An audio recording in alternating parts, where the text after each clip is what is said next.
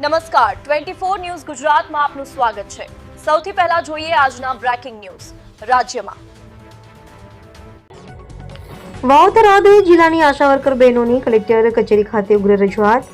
વાવ થરાદ જિલ્લામાં કાર્યરત આશા વર્કર બહેનોએ પોતાની વિવિધ લાંબા સમયથી પેન્ડિંગ માંગોને લઈને આજે એકજૂટ બની સરકાર સામે અવાજ ઉઠાવ્યો હતો।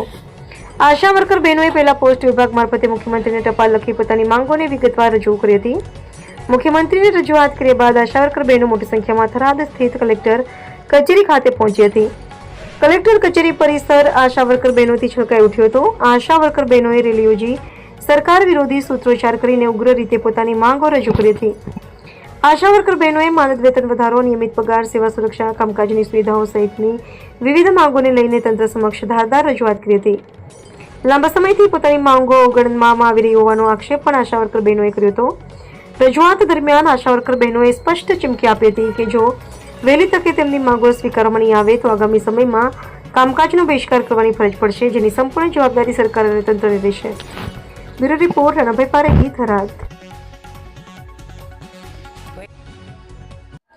મારું નામ ઠાકોર હિનાબેન નરેશભાઈ, ગામ દિયોદર। આજે અમે થરાદ ગામમાં આશાઓ બધી 1000 આશાઓ ભેગી થઈને ઉગ્ર રોષ દેખાડીએ છીએ કે અમારે એચબીએનસી અને એચબીવાયસી નું જે કામ છે, અમે જે ઓફલાઈન કામ કરતા હતા એનું હવે અમારે ઓનલાઈન કરવાનું કીધું છે।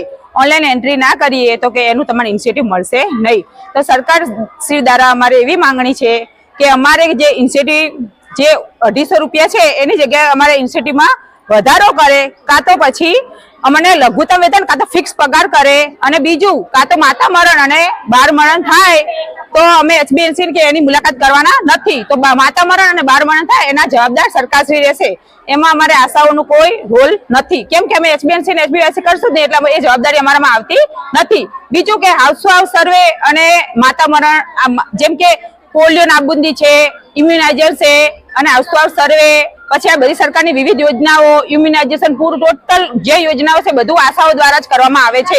અને બીજું કે આશાઓને માત્ર 2000 પગાર છે, એમાં જેમ કે એના 50,000 પગાર મોટા અધિકારીનો એવો પગાર હોય ને એ રીતની એના બધી રીતે બોધરેશન આપવામાં આવે છે। આશાને બી ઘરે સંસાર છે, એવું નહીં કે એને ફિલ્ડ વર્ક જ કામ કરવાનું, ઘરે એને બી છોકરા હોય, એના ઘરના પરિવાર લોકો હોય તો એના છોકરા માટે બી એને ટાઈમ લેતો।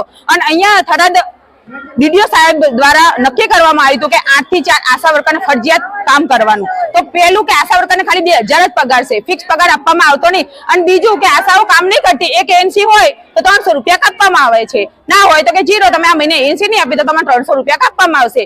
બીજું કે 2000 છે એમાં કાપે તો આશાઓને તો ખાલી 1500 રૂપિયા જ પગાર આવે। મમતા દિવસ ના કર્યો તો મમતા દિવસ ને કામ, એટલે આશાઓને ફૂલ બધી કોરાનું ભાગ એને ભારણ છે અને બધી કોરાથી એને શોષણ થાય છે। એટલે સરકાર શ્રી દ્વારા અમારી એવી અપીલ છે કે આશાઓને કાયમિક કરો।